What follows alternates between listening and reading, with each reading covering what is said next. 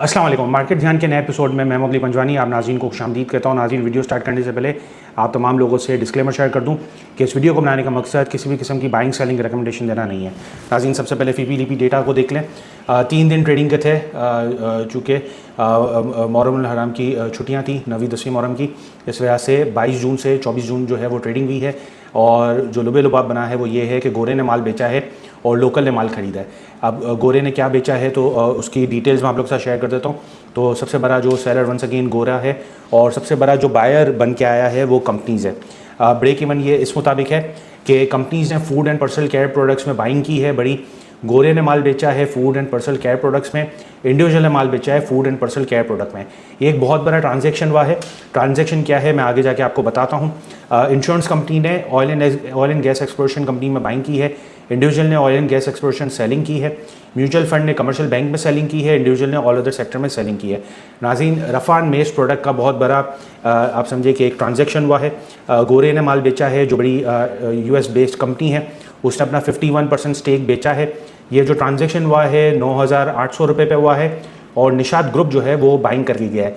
तो जो हमें FIPLIP डेटा में जो आ रहा है कि कंपनीज़ ने बाइंग की है और गोरे ने माल बेचा है, तो जो लुबे लुबाब है सबसे बड़ा ट्रांजैक्शन है वो ये है। क्लियर कर्व है, ये हमारे ग्रुप मेंबर हैं और ये बहुत अच्छा काम कर रहे हैं और इनका फोकस जो है वो एल्गोस पर है, एल्गोरिदम पर है और बिल्कुल ही फ्री सर्विस प्रोवाइड कर रहे हैं। तो आप इनकी वेबसाइट भी चेक कर लें, क्लियर कर्व ORG। इसके जो डिटेल रिपोर्ट है वो मैं आप लोग के साथ नीचे डिस्क्रिप्शन में शेयर कर दूंगा और इनका जो व्हाट्सएप ग्रुप है वो मैं आपके साथ शेयर कर दूंगा। तो आपकी ये वक्तन फ़र वक्तन आपके साथ रिसर्च शेयर कर रहे होते हैं, फ्री ऑफ कॉस्ट है, कोई इसमें चार्जेस नहीं है, तो आप इसको गो थ्रू कर सकते हैं। नाज़रीन, आप लोग के साथ इंडेक्स वैल्यूएशन शेयर कर दूँ। जो डे रेंज बना है जुमे का वो 1,77,931 का लो बना है, 1,79,919 का हाई बना है। वीकली रेंज अगर हम देखेंगे तो 1,77,674 का लो बना है और हाई जो बना है 1,80,507 का बना है। मंथली रेंज अगर हम देखें तो 1,68,432 का लो बना है और 1,82,185 का हाई बना है। आप कंसिस्टेंटली मार्केट ध्यान में ये डेटा देखेंगे, पिछले हफ्ते का भी आप डेटा देखेंगे तो 1,62,000 का लो था। तो मार्केट हमें ये इंडिकेट कर रहा है, इंडेक्स के जो नंबर्स हैं वो हमें ये इंडिकेट कर रहे हैं कि मार्केट स्लोली ग्रेजुअली ऊपर की तरफ ही गामजन है। जो करंट पी रेशो चल रहा है 9.79 का है और एक्सपेक्टेड पी रेशो 9.01 का है। प्राइस टू अर्निंग रेशो का डेटा इस मुताबिक है कि AC 100 इंडेक्स का जो करंट पी रेशो चल रहा है 9.79 का है, ऑटोमोबाइल असेंबलर्स 9.67 का है, ऑटोमोबाइल पार्ट्स 17.75 का है, केबल इलेक्ट्रिक गुड्स 24.08 का है, आगे बेहतरी मुतवक्के है, सीमेंट 10.39 का है, केमिकल 14.60 का है। केमिकल में दो कंपनियों पे मैं आज फोकस करूँगा, बर्जर और बक्सले। कमर्शियल बैंक 7.56 का है, इंजीनियरिंग नॉन एप्लीकेबल है, आगे बेहतरी मुतवक्के है। Fertiliser 9.98, food and personal care product 20.69, glass and ceramics 8.39, oil and gas exploration company 8.91, oil and gas marketing company 9.79, paper board and packaging 592.70, आगे बेहतरी मुतवक्के 27.13, pharmaceutical 16.32, power generation and distribution 12.06, refinery non applicable, आगे बेहतरी मुतवक्के 2.60, technology and communication 40.18, textile composite 11.43, tobacco 14.92, transport non applicable. नाज़रीन, आप लोग के साथ KC 100 index का वेटेज शेयर कर दूं तो सबसे बड़ा जो वेटेज है वो बड़े फौजी का है, 8.61 का है और जो इम्पैक्ट आता है रुपी पे, अगर 1 रुपया अप एंड डाउन होता है तो इंडेक्स पे जो इम्पैक्ट आता है वो है 27.67 का। दूसरे नंबर पे UBL है, 7.56 वेटेज है, Engro holding 5.27, Meezan bank 4.51, Hubco 4.38, OGDC 4.27, Lucky 4, HBL 3.36, MCB 3.26, PPL 3.23, Mari 3.10, bank लबीब 2.73, सिस्टम 2.58, ईफर्ट 2.34, नेशनल बैंक 2। नाज़रीन, आप लोग के साथ टेक्निकल रेंज शेयर कर रहा हूँ। जो भी करंट स्टेटस है इंडेक्स का वो अपवर्ड है, जिसका सपोर्ट 1,78,423 का है, रेजिस्टेंस 1,95,801 का है।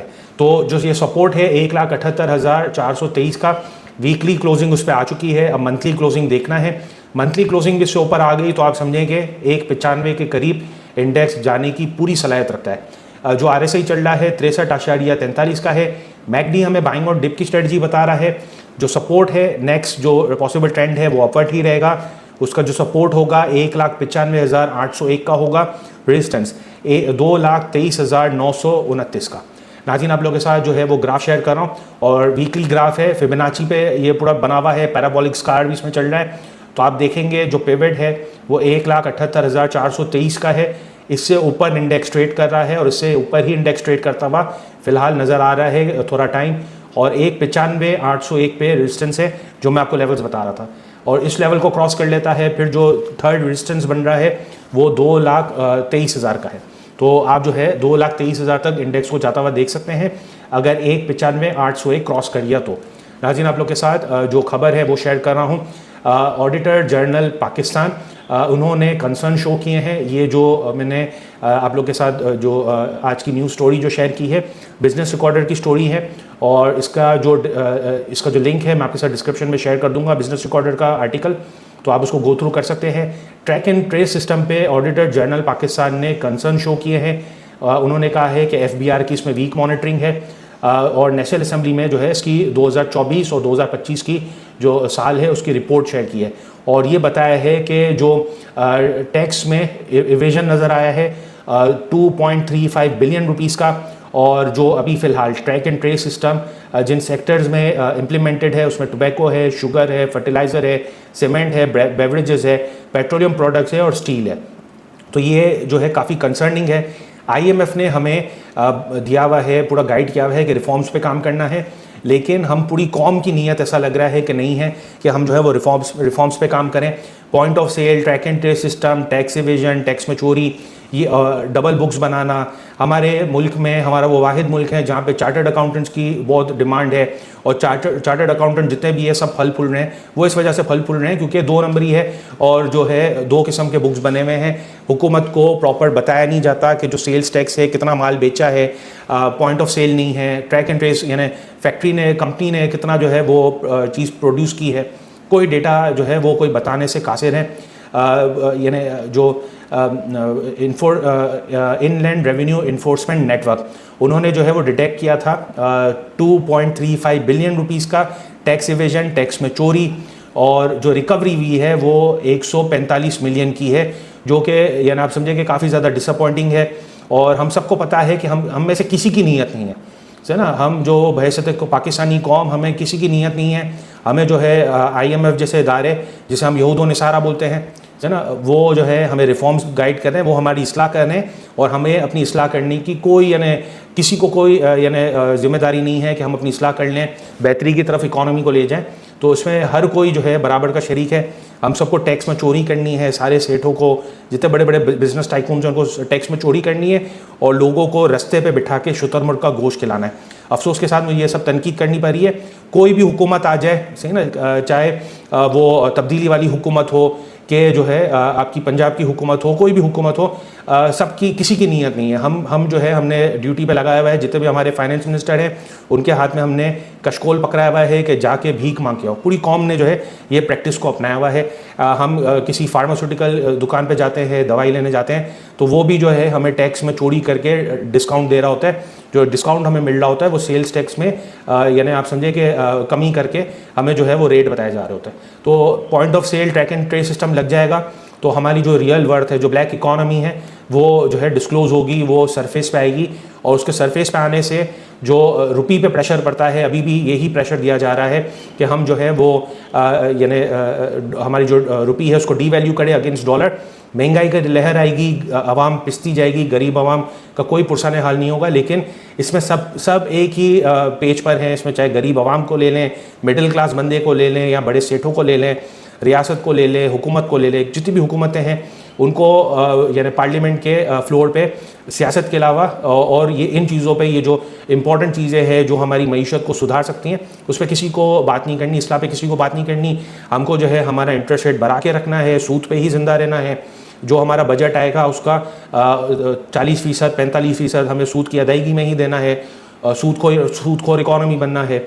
और जिस पे हम तनकीद करते हैं, जिसे हम यहूद व निसारा बोलते हैं, वो हमारी इस्लाह कर रहे हैं और उनका इंटरेस्ट रेट कम है 3.5%। से ना, हमारा सारे 11% है। तो पूरे डिटेल है, तो पूरी सारी चीज़ें ऑब्जर्व हुई हैं। और टोबैको सेक्टर पे जो टैक्स इन्वेजन केसेस हैं उसमें गुड्स को कॉन्फिस्केट भी किया, लेकिन किसी ने ओनरशिप क्लेम्स ही नहीं की, है ना। तो ये हिसाब किताब चल रहा है।